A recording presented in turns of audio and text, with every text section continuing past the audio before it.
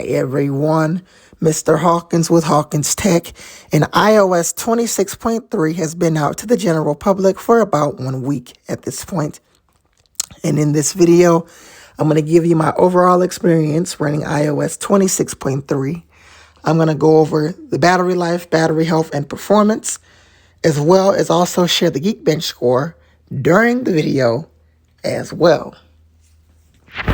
Now, as far as my overall experience running iOS 26.3, if I go into Apple Podcast here and we do some scrolling, everything seems to work like it should.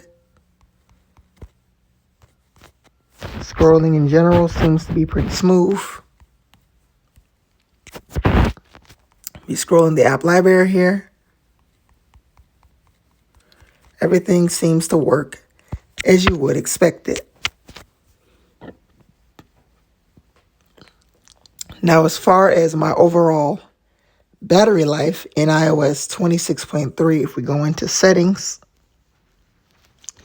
battery health and charging, this has been quite surprising. This iPhone is still at 80%. It's been there for months at this point, and you see I charged it to 100%.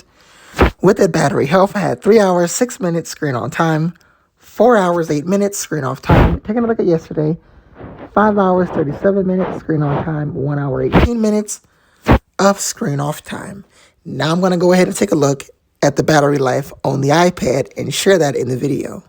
Taking a look at my battery health on my iPad, if we go into view all battery usage here, you can see I had 1 hour, 40 minutes screen on time, 2 minutes screen off time.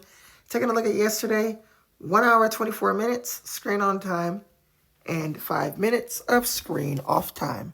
Now I'm going to go ahead and run a Geekbench score, and I will share that in the video as well.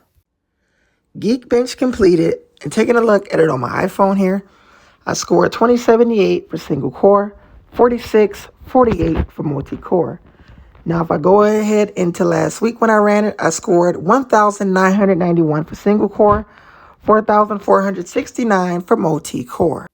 And on the iPad, I scored 2124 for single core, 5147 for multi-core. And if I go ahead into last week when I ran this one, I scored 2121 single core, 5062 for multi-core. As far as anything else from Apple, well, this past week, we got iOS 26.4 Beta 1. In fact, Apple released it on Monday last week, which was somewhat surprising, as I didn't think Apple would release a beta on President's Day, in which they did, with iOS 26.4 Beta 1. As far as when to expect the next beta, well, we can expect that the week of February 23rd or March 2nd. If it's February 23rd, then March 2nd, we would get Beta 3. The 9th, Beta 4, which is typically when I'll be installing it. The 16th, we get the RC and a final release on the 23rd. However, if Beta 2 is pushed to March 2nd, then we won't get that final release probably till March 30th. Either way, Beta 4 is typically when I will jump in, and I will make a What's New video and talk about all the features in iOS 26.4, even if we get those new Siri voices, which we don't currently have in the Beta 1 update, and I'm not installing it. And to show you that I'm not on iOS 26.4 Beta 1, I'll go into my beta updates here. Give it a second to load. And there is iOS 26.4 Developer Beta 1. And I'm not currently running that particular version, at least not yet, as I'm waiting for the 4th beta, which is when I will be installing the update.